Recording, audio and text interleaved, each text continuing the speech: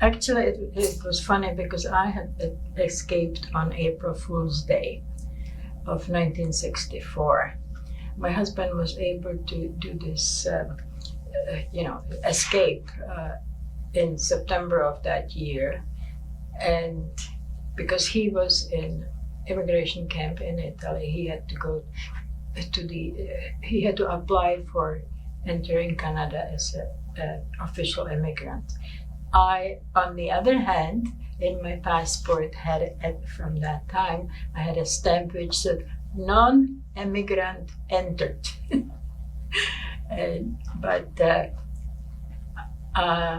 So at that time, Halifax was a lovely place, but there was hardly any jobs to be had. So everybody was moving further, and I have moved, excuse me, I had moved to Toronto where my friends were. And I started having various manual jobs. My English was practically non-existent. And I was just waiting for my husband, who then joined me the following year in March. And that's when in Toronto. Hello, my name is Dana Kubias, and I have been in Welland since 1967, but I was born in Prague, in then Czechoslovakia, now Czech Republic. But I came here when I was 22 years old. Okay, back from home, I had completed high school education, but I had no training in anything. So I needed, so that I don't have to do manual jobs, which I really am not very good at. I had to look for something, and I went and I joined what used to be then called Provincial Institute of Trades, and which is now George Brown's College in Toronto. And so did my husband. He joined. I had started studying architectural drafting, and my husband was studying marine engineering. So that's what we did for next 2 years, and in 2 years, because we have met friends that live down in Fort Erie, we decided when we were looking for jobs, we decided to look for Niagara area, and that's how I got into this area.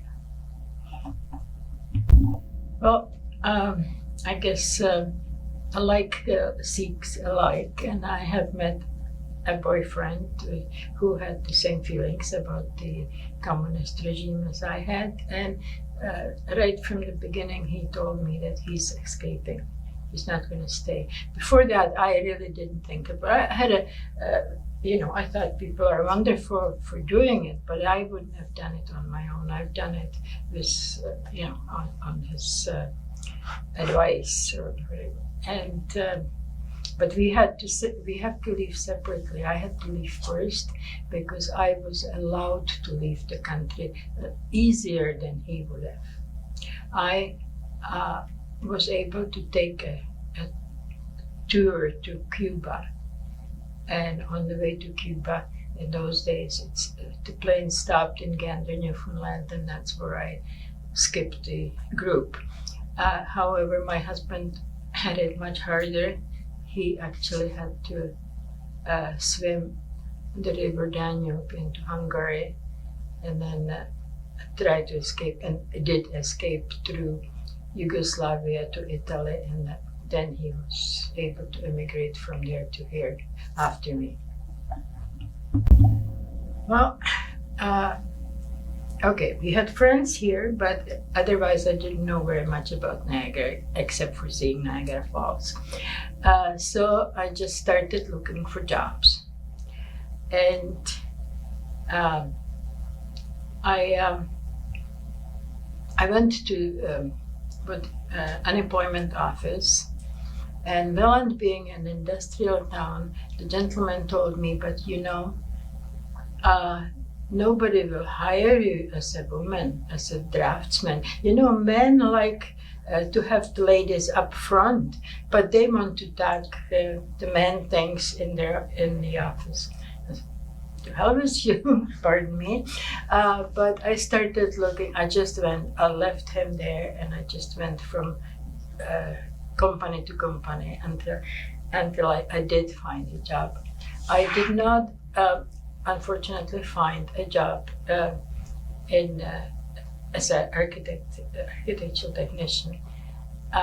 But I started working in a land surveyor's office because land surveying was part of our classes too, so I could do that. So for a year I have worked for a land surveyor as a draftsman, and at that time a friend told me that there's an opening at what was called Welland Area Planning Board, which covered Welland, Humberston, Port Colborne, Bainfleet, and I did apply and I got the job, and that's where I stay. And that in 1970, when the regional government was formed, the Welland Area Planning Board was associated, or any planning board in the area was associated with each city. So because we were in Welland, I became part of planning department for City of Welland. And I was there for 27 years until an early retirement. Well, I read a lot. That's one thing. That's my big passion. For a while, I tried to take pictures. It was nice, but that wasn't quite me. But reading is, and while I'm reading, I'm seeing all these places. I would like to go and see these places. So I started traveling. I have traveled very much. I've traveled all over the world. And I would like to say to anybody that travel is about the best that you could do for yourself. Your horizon will open, and you will, you will be a new person. I have to say that was during the deepest communist regime. After the war, from 1945, Czechoslovakia was a free country, but from 1948, the Communist Party won, and from then on, it was a dictatorship of Communist Party. And actually, my father, suffered quite a bit, and they were so nice, my parents. They wouldn't even let me know. They let me decide to, what I heard, what I saw, and I eventually realized that I hate communism. But that was about it. They let me do it. They didn't try to interfere with my beliefs. Well, now that I said that I'm from Prague, I would like to say that I have been very fortunate because I have been adopted by very lovely people who gave me a wonderful childhood, and I probably wouldn't have had such a good life if I had stayed in my original home. And my parents were both very lovely people. They were educated people.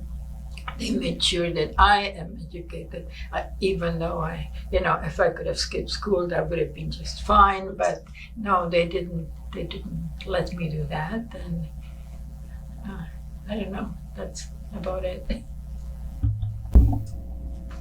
Yes, I've been traveling since my 40s, but then there was a little glitch when the COVID came. I just paid a full amount for my trip to South Africa, and everything got stopped. So for 3 years or whatever it was, I really didn't go anywhere.